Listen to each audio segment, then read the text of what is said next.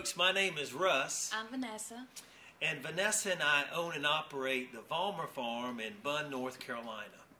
And we're going to ask you to take a video journey with us. The video is a little bit long, but I can promise you that the good stuff is at the end. So stay with us on this journey. We're going to show you and share with you part of our past, part of our present situation here on our farm, and then just some really exciting news about the future of the Vollmer farm that we want you to be a part of. So thank you very much for watching our video.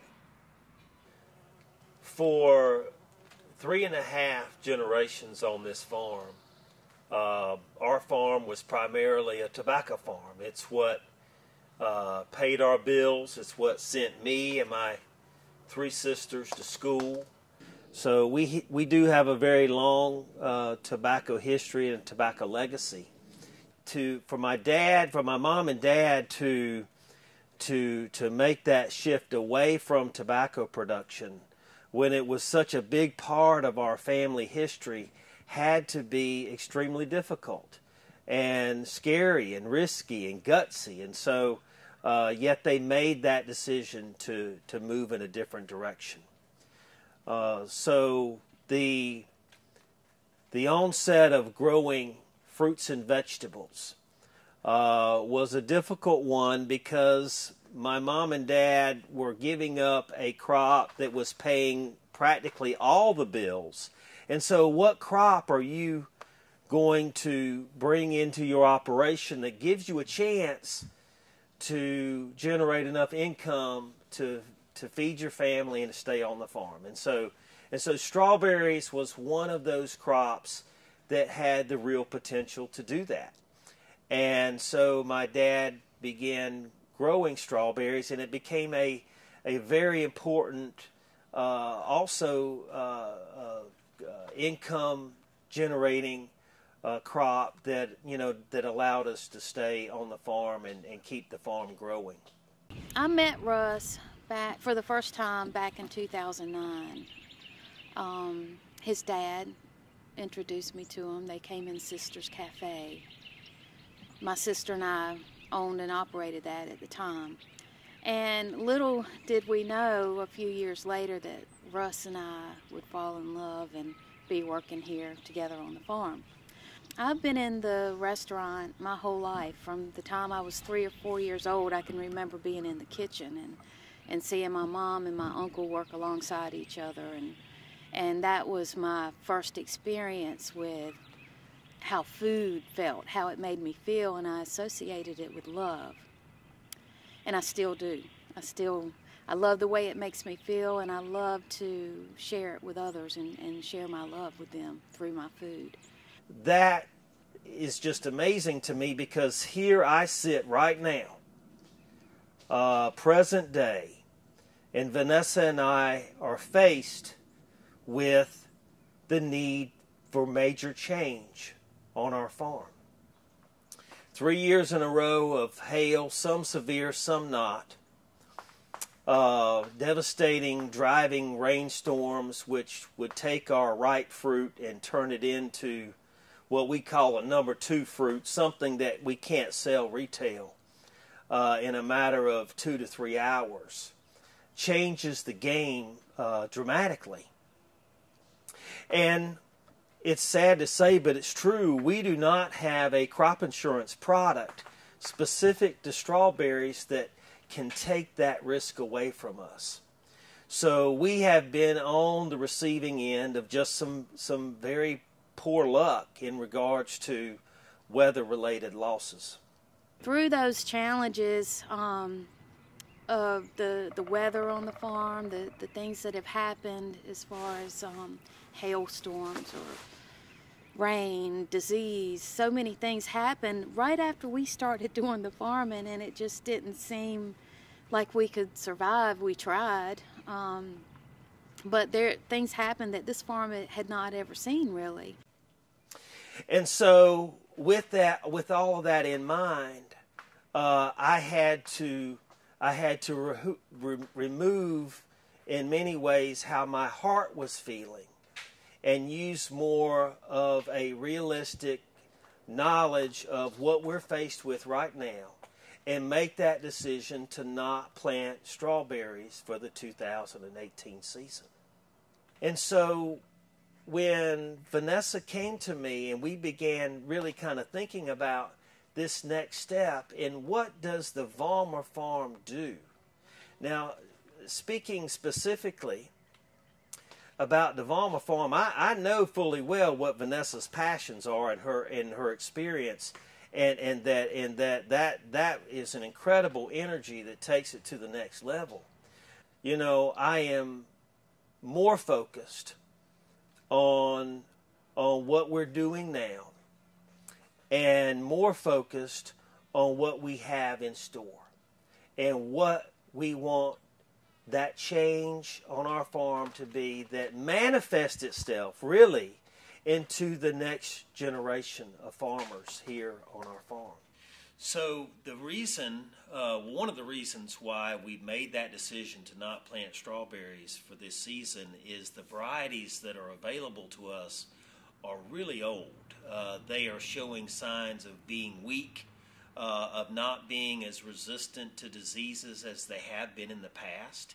And so in an organic system, we are very limited on the products that we can spray to control those diseases. So when your genetics get weak, then we become much more susceptible to diseases, which is what we have seen over the past 3 years.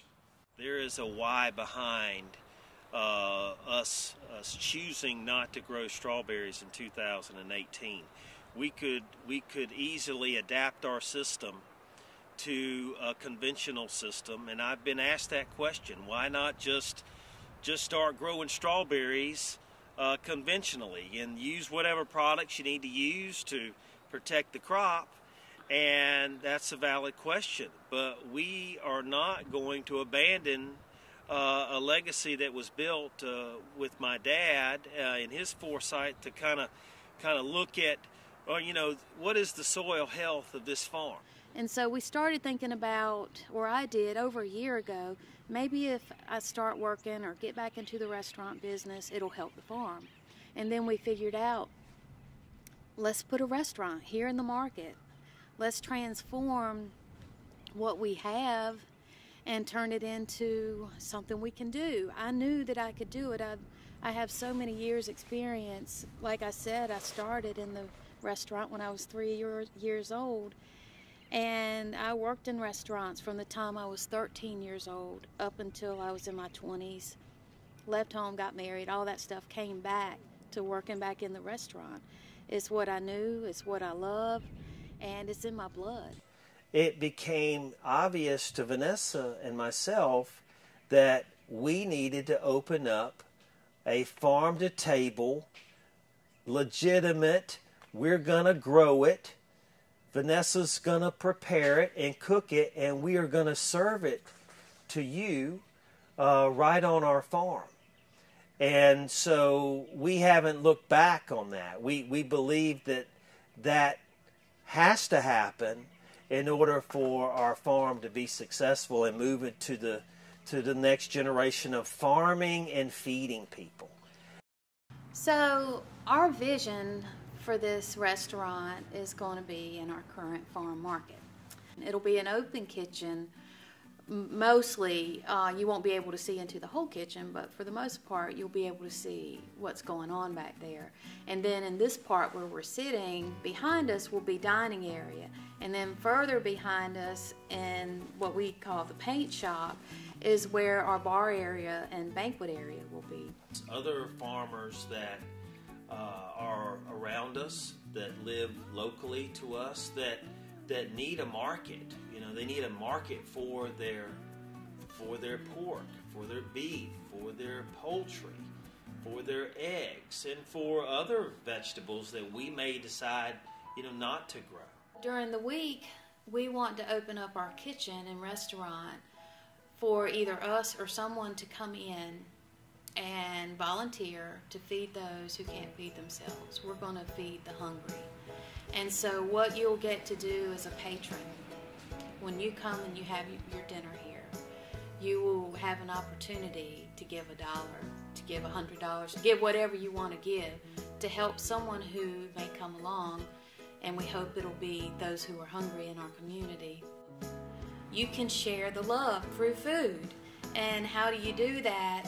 You help us build this restaurant. And we're kind of coined this or calling this a pay it forward mission.